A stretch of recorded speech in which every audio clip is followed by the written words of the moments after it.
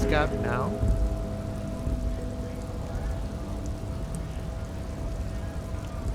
I was just messing with you. No one's ever seen a cop scab. Imagine, you cops going on a strike, but then another cop comes in and says, let us cop for less money. Speaking of, what brings the RCM here? To the what? Murder, huh? That sounds like a lot of hard work. You'd never see me investigating a murder. I don't believe you. Post L'Aventurier said the same thing. They tried to get me to be their postman. So fun, so easy that it wasn't. I'm doing much better here at the harbor. My friend, I respect the right to roam. The open range awaits. I don't operate in that capacity. I'm not a granter of passage. The passage grants itself. If it's so simple, why did the scab leader warn you of the guards blocking the way? Aye. Walk right past Measurehead. Yeah, the 2.5 meter tall Semini supremacist there. Walk right past him, then press the button to unlock the door, then go past him again, and you enter the arbor through the office. Está. The man whispers a jaunty tune. A coastal breeze ruffles his hair. Sure thing, my friend. I can help you out. The coin narrowly slips by your outstretched fingers and falls to the ground.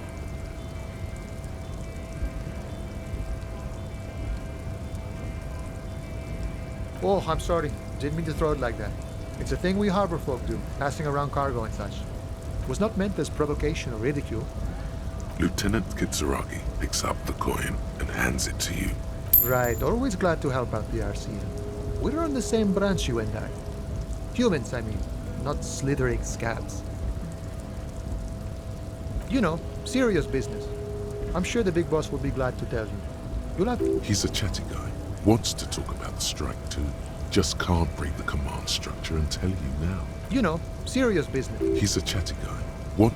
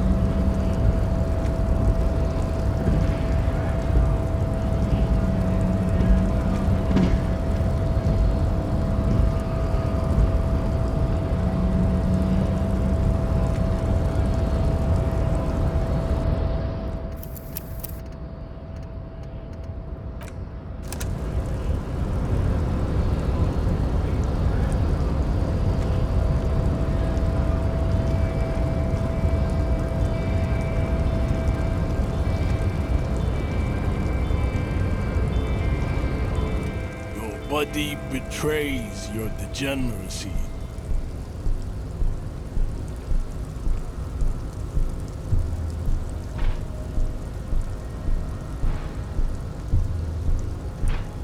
Yeah, Measurehead.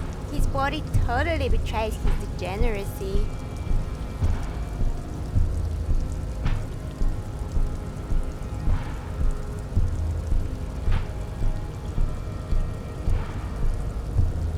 Are you admiring my morphophysiology?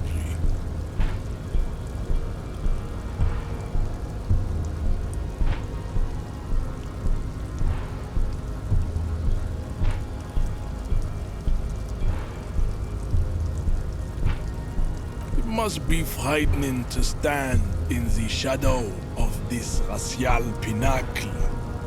Be calm, I'm Sandwich.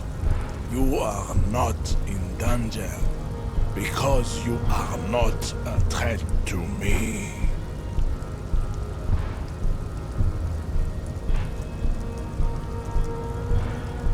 You have succumbed to Al-Ghul.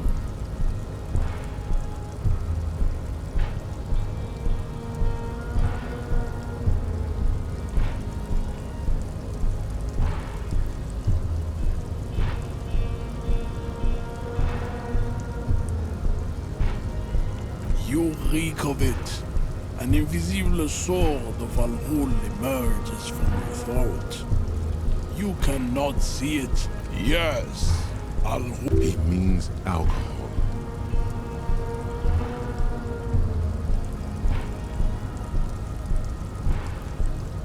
Correct, my small skull servant.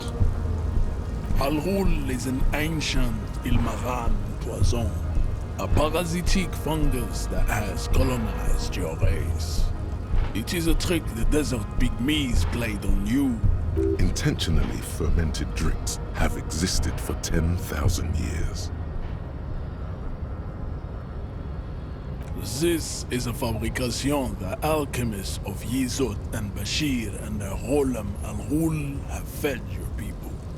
Go on believing in it, race loser. Why don't you have another drink? Your features are not yet. Oh yeah, Measurehead.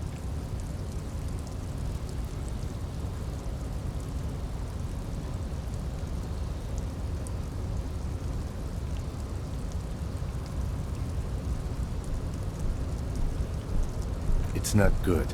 It's like a rat crawled into your stomach, got drunk and drowned.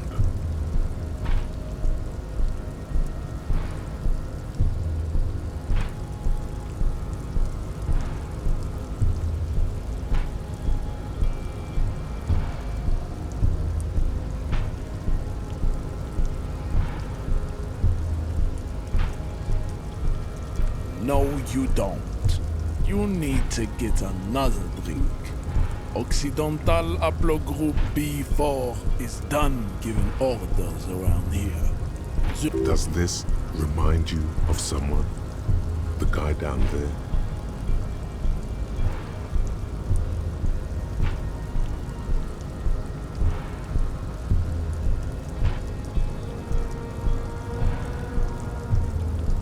Begging for help. Attempting to pass fear for cooperation. How far the Occidental Haplogroup has fallen. You were one. You gave the world eugenics, electricity, and powerful weapons. You dominated lesser cultures, like the deformed Hemians and the inexplicably potato-obsessed Khoikos.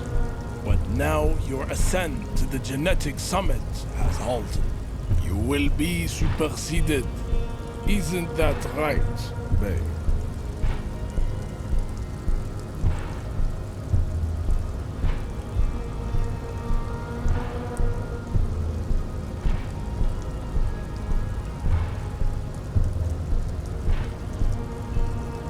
It is, baby. Yeah. There is a button right behind him, just out of reach. It must be the one that opens the door to the harbor.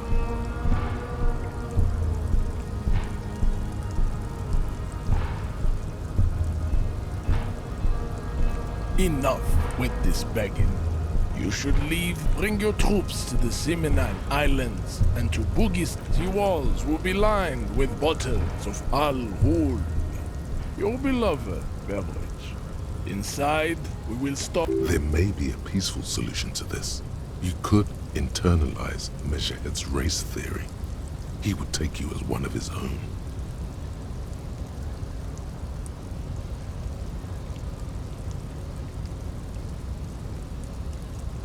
The best idea.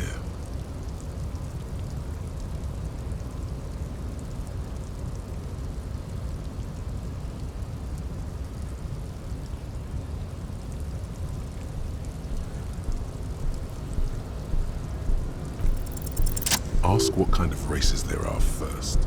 Classification is core to this stuff.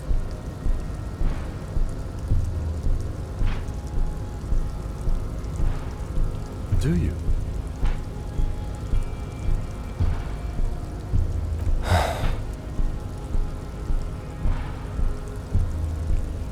You are obviously a liberal, Sayerlight. A polyculturalist. I can see it from your love of microtechnology and your sartorial choices. Do not deny your friend the truth you have denied your. There are 3 categories of race. Type A, the heroic races. Tibet, the Servile races, and the vile CF race cauldron of pederasty. Which one do you need education on? I knew you would go straight for the vile cauldron. Everyone does. You need to first learn about Tip A and B to appreciate the depravity of the chimeric races. Yeah, I mean, otherwise. Yes, it would seem nonsensical. Those are the Simonese, the Areopagite, and the Occidentals, excluding the Mao, of course. The Maun are riddled with a receding genetic pool has led the Maun on reprehensible street parades. In Maun cities like Stadskanal and Vredefort, the Vespertines and Messenians of Vesper and Messina, the other large mondial civilization, the overproduction of sebum. Sebum is leaking into their brains, making them listen to, as proven by the Maun and the Mesk, Occidental Type A is in retrograde. The Simonese and the Areopagite are on the ascent.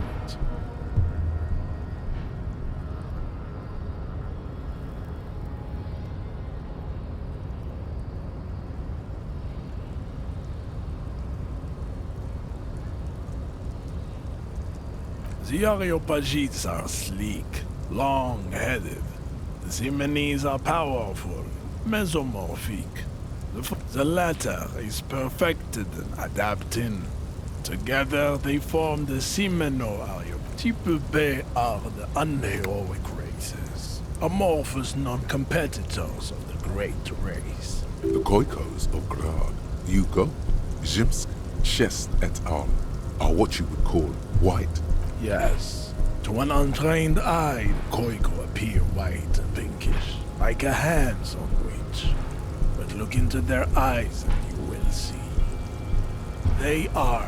Pinkness is a racial quality that has the Koiko, the countless. Wouldn't he be one for ethnostates? Democratic ethnostates are microscopic. Its leaders will be the genetic epitome of the Simet Revacholians, halfway between Type A and the racial cauldron. Is it 82,000 years that we've been recording history? You have very little idea of what is happening, but that seems a little off. The revolution came to Ravachol from Grad, in Zarath.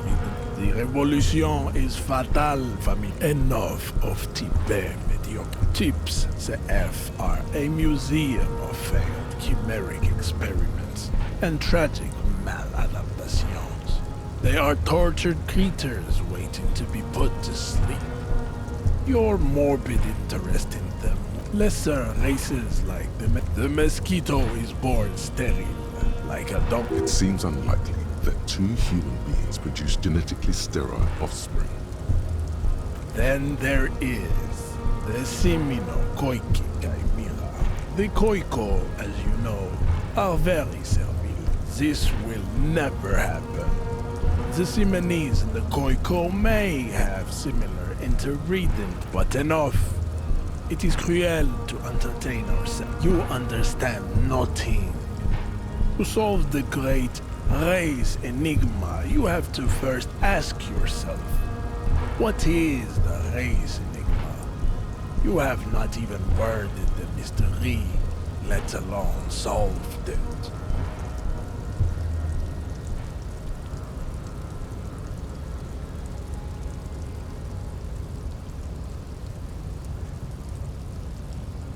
You need to internalize what you have heard here today, then return to me. This clarity does not come instantly.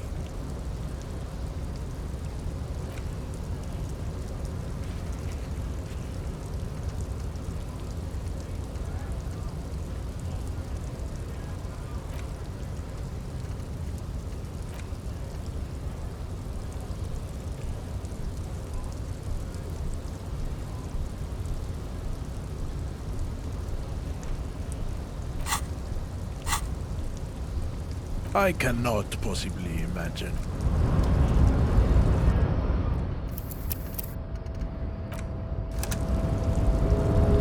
The unpromising race pupil returns.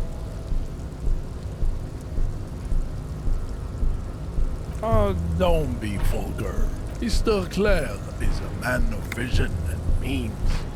Also, to serve is noble. It takes discipline.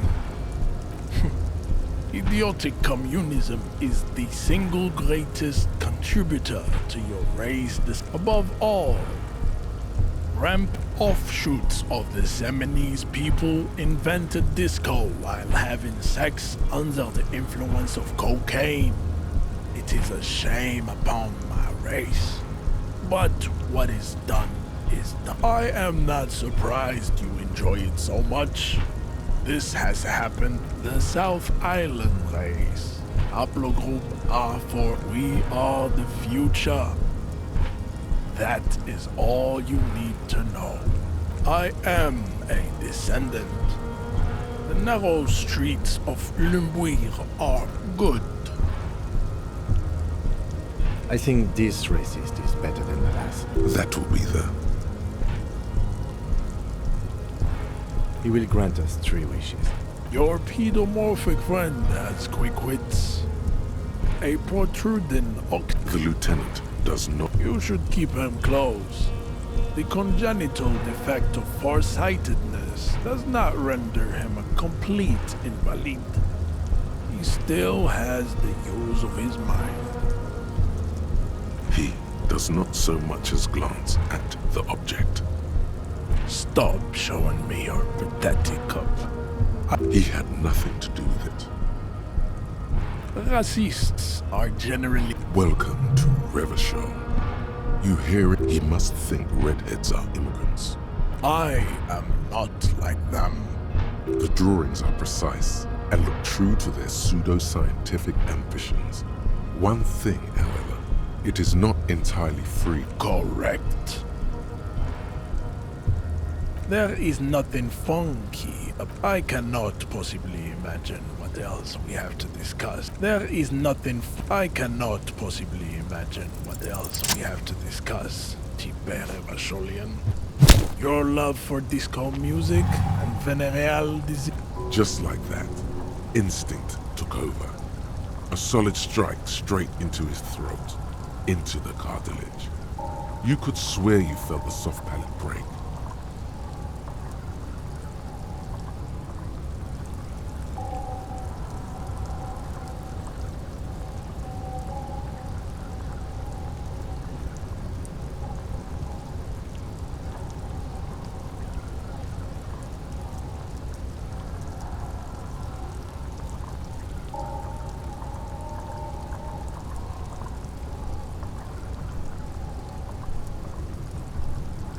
The man is reeling, gasping for air. Time stands still around you. In the distance, the sounds of the harbor are falling silent.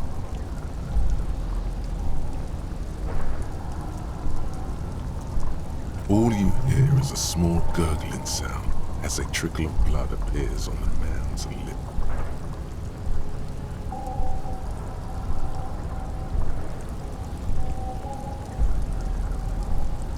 Don't wait.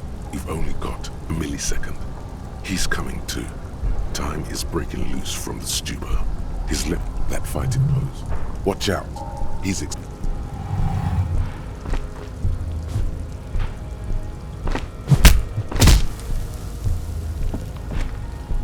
The man lands with a dull thump, like a broken down puppet of muscles and sinew.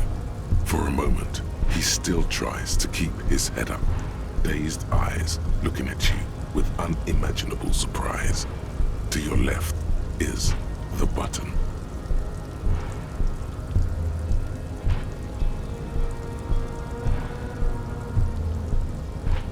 As you slam your fist on the button, the man collapses entirely, his head rolling to the side.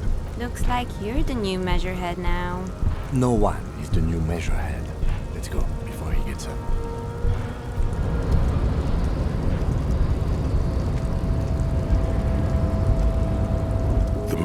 is still knocked out. He, the man,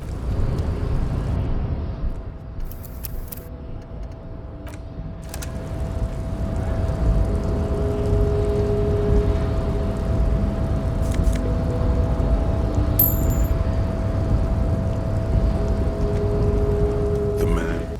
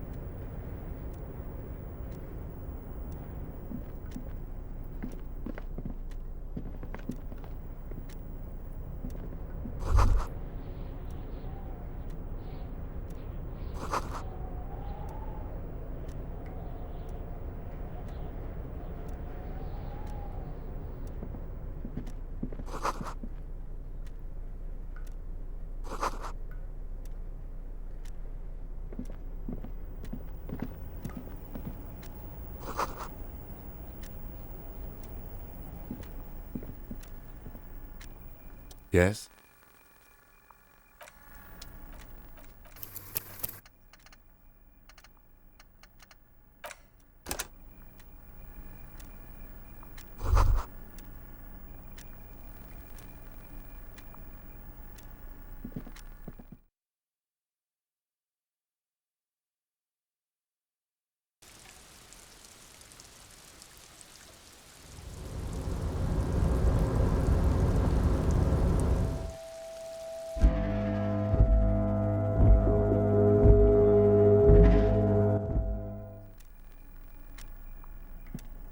an imposing combination of a punch clock and a payphone, is looking down at you from the wall. A note on the side says, "Tokens unavailable due to strike. Use change."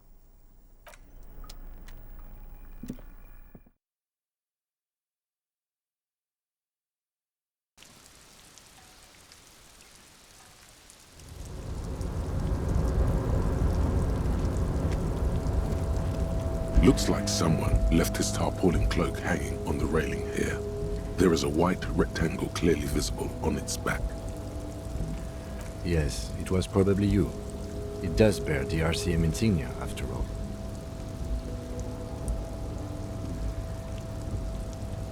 The service cloak issued to you by your station? Yes, yet. As your fingers touch the tarpaulin, it almost feels like the cloak wants to deliver.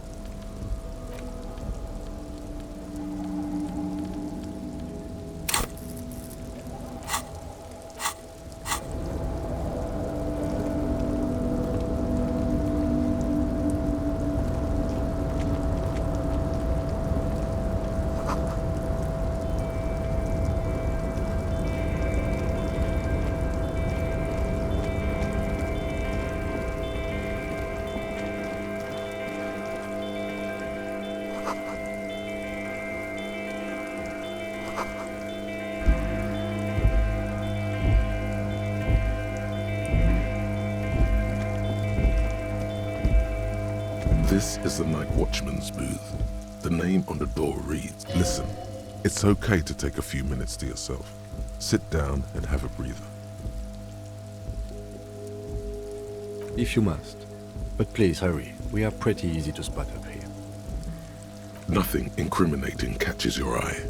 The cabinets are clean and their sparse contents meticulously organized. There's a frame. It's a black and white photo of a young couple out in a street fair. The man, Rene, is dressed in a Royal Carabinier uniform. The girl is young and very pretty. She is smiling playfully at the camera. Why did you take that picture of René? Fine, but let's move. I don't want to be seen snooping around here. The chair is not as austere as the rest of the booth. A thin grey pillow is attached to the seat, secured to the stiles by black ribbons. Stale air floods through your nostrils. Not a single mote of dust floats inside your lungs, though. The inside of the booth is immaculate. The drawers are empty, save for old timesheets and receipts. One small box, however, does hold some cheap painkillers. They are slightly out of date. Oh boy, where to start? Elevated risk of dementia? Mini-stroke? Don't think about that. Quick, think about something else.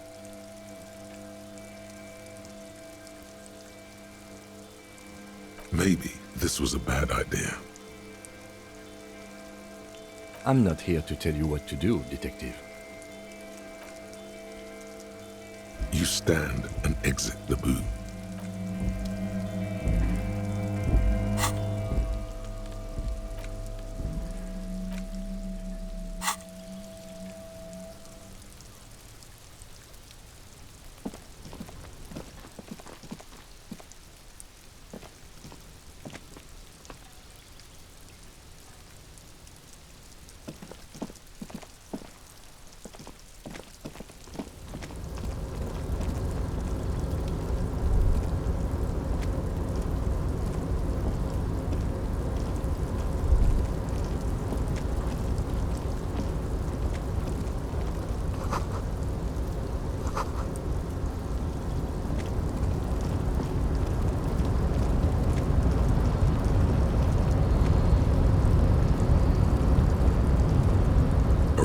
Control panel with several knobs.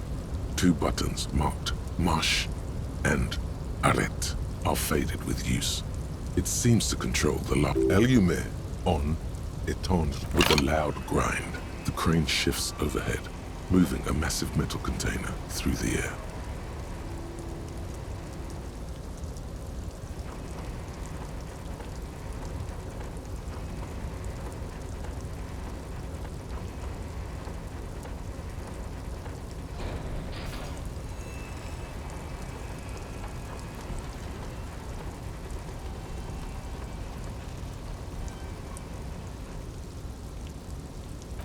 With a surprisingly quiet thunk, the harbor sleeps as the strike rages in the distance. The crane can rest again, now that its purpose has been fulfilled. Moving this container, of course.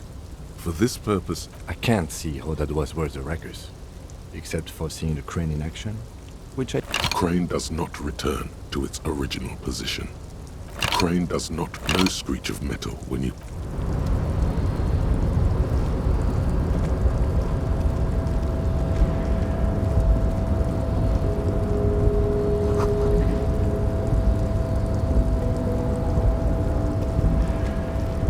Before you stands a cargo container, just one of many in the yard.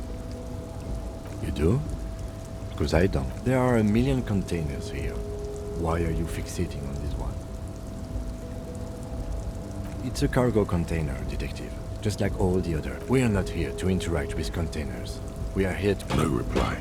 The knock, but you attempt to turn the handle, to no avail. To your left, the lieutenant considers your actions with some puzzlement.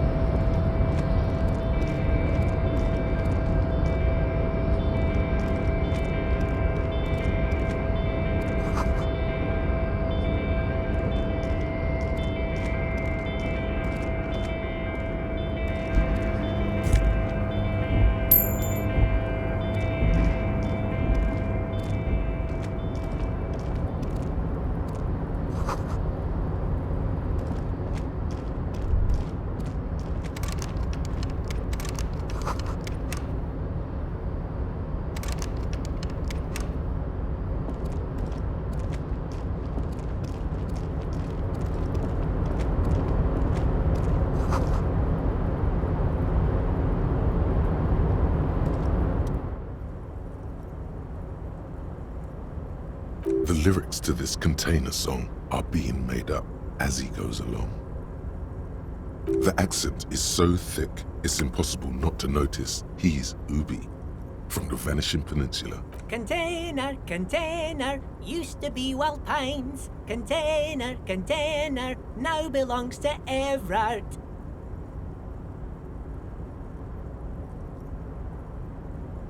Everard, Everard, Everard, he looks after everyone.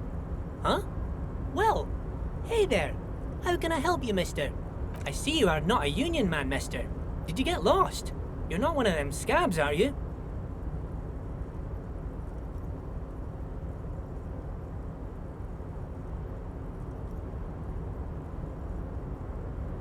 I mean, I don't personally mind. Folks is just folks, you know, and folks gotta eat.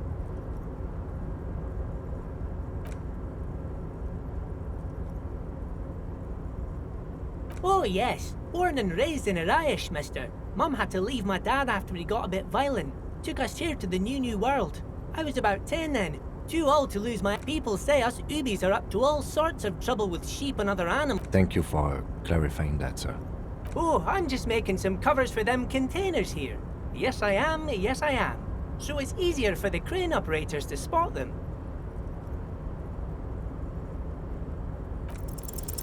The containers in the yard are green in Wild Pine's livery, and the mountains rising behind Leah. It's like some red infection was spreading outwards from the container. There appear to be cisterns underneath the Union container covers. No, not really. Mr. Everett doesn't tell me all the big things. Says I go and tell them to everyone. Yes, they are hiding it from the inside. All the red containers have the Debarders Union logo on them. Oh, I don't know, mister. They say it's some chemicals. Most of them have labels on them, I think. Oh, no trouble at all, mister. No trouble at all.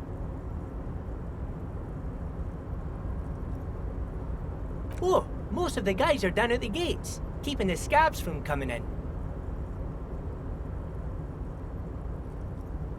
We're on a strike. The whole union is. You don't have to work when you're on strike. Ha! We haven't worked for 2 months now. So no one is working? Not everyone is down there, of course. Mr. Everard is in his office, but Titus and his boys got into some drunken trouble. Oh, I'm not really supposed to talk about that. That's him and his boys stirred up something in town. Probably drank too much and got into a fight or something. I heard Mr. Everett. I guess the boys got a bit too rowdy and had to let out some steam. I don't really know the details. That's just how boys are, you know. I haven't been in a fight since I was in middle school.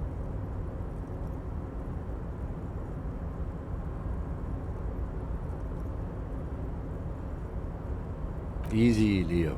Let's keep this on the hearties. Look at him. It's not going to be anything useful anyway.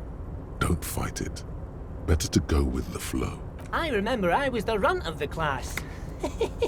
The bigger boys always used to pick on me. You see, I had a bit of a temper back in the day. Flew off the handle like nobody's business.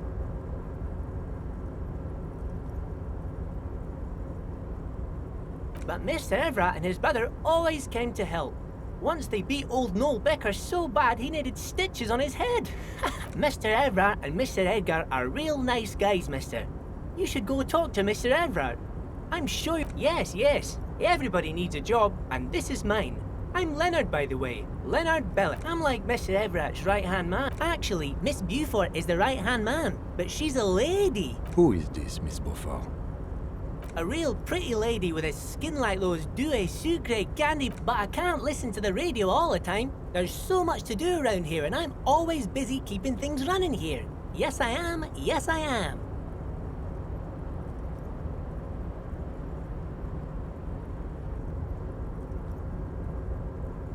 Yes, this place really seems to run like clockwork. Keep it up, Leo. Well, thanks a lot. Coming from you, it means a lot, really. Sometimes I feel some of the guys don't really get how much I bust my ass for them here. But you guys are alright. Oh, that one. That should be empty as far as I know. Lots of containers here have Told you. Oh, you want Mr. Everard then? He's an awfully nice fellow, he is. Him and his brother are both nice fellows. Guys like Mr. Everard and Mr. Edgar, his brother, are real good guys. Made mad. Oh, Mr. Everard is where he always is. In his office, of course. Bye-bye now.